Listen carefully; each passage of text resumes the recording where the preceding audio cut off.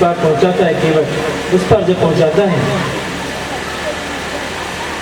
सरकार चुपचाप, सिया जी ने इशारा किया, कुछ दोगे नहीं? सरकार ने कहा नहीं देंगे।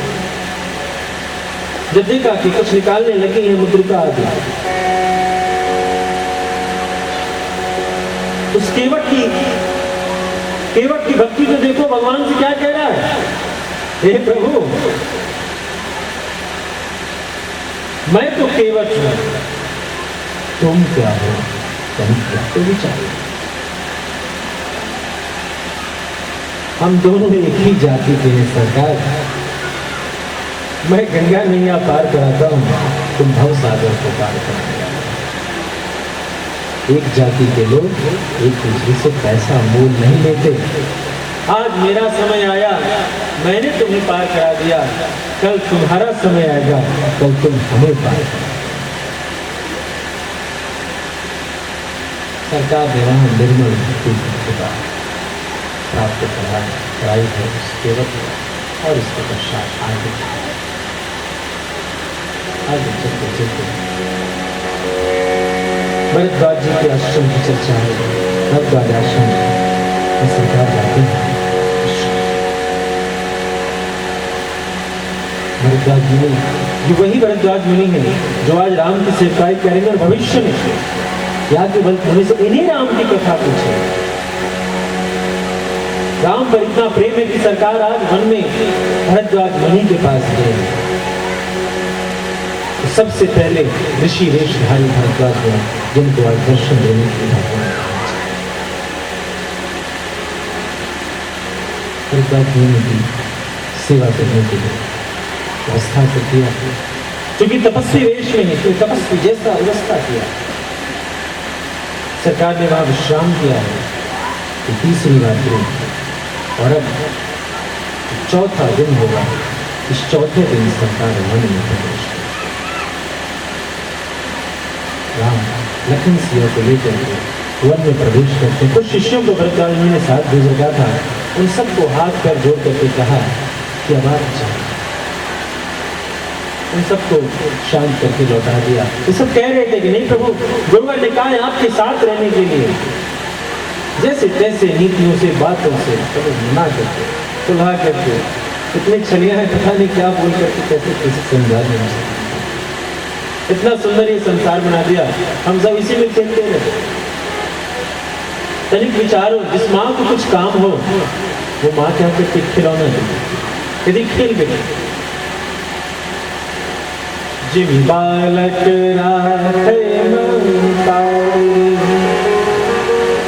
खिलौना दे दिया, खेल।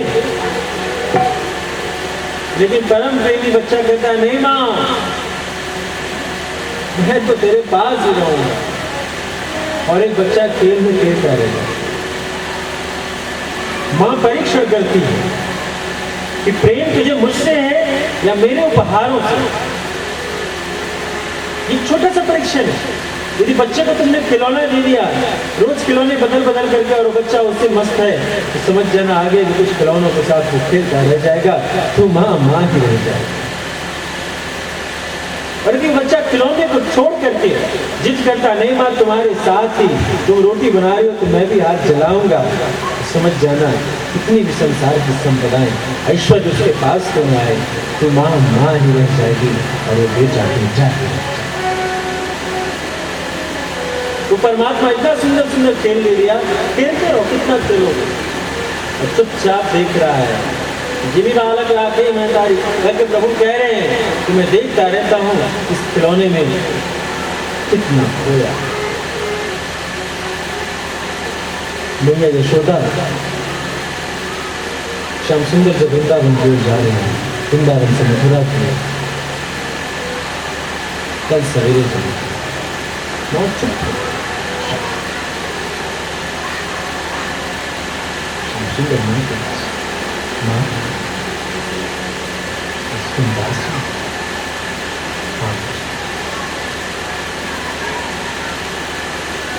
जिसका लाल तो छोड़कर जा रहा है,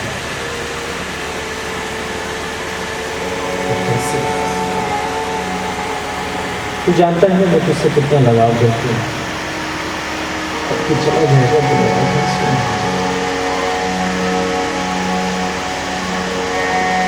शाम कहते हैं मैं मथुरा जाकर के प्रयाग चाहता हूँ। मैंने सोचा जैसे नहीं आया, मैं जानते हूँ कि मथुरा जाकर तो नहीं नाचेगा।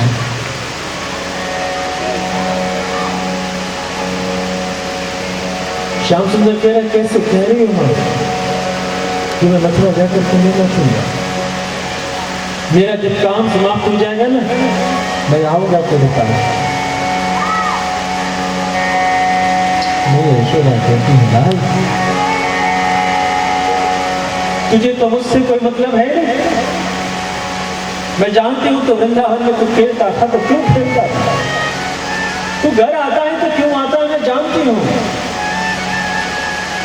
यदि घर में माखन न हो तो कन्हैया तू घर की ओर मुख न करे।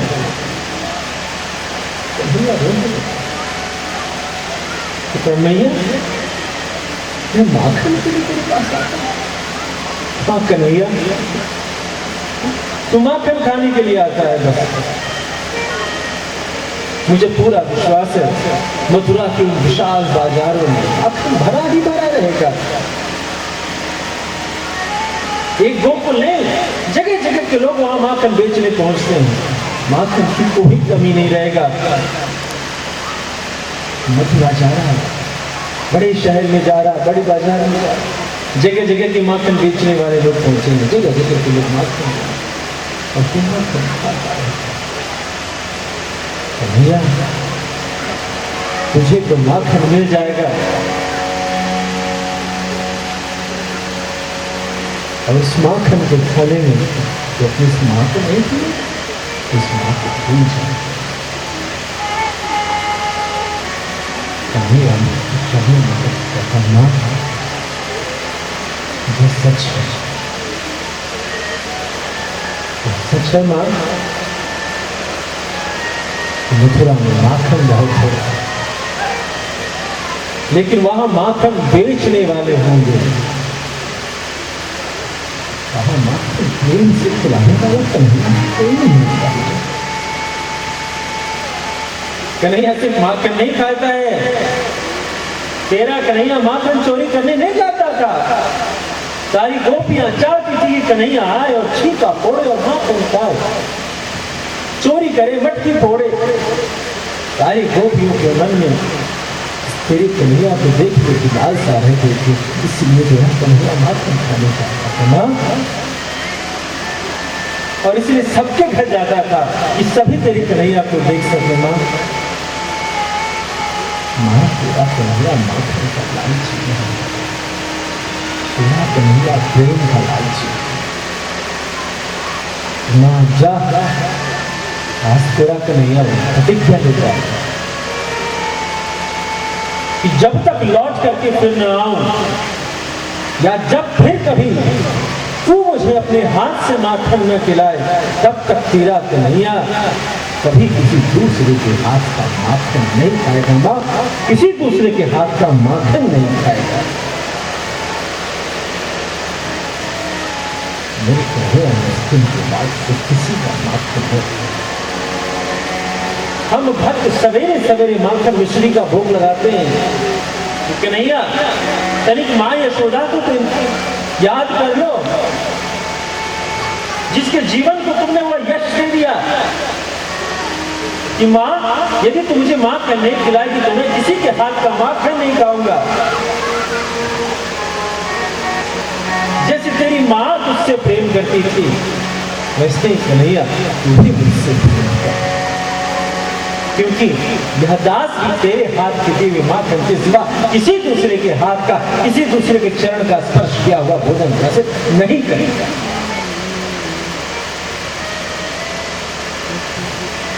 संतरे दया नवानी समाना,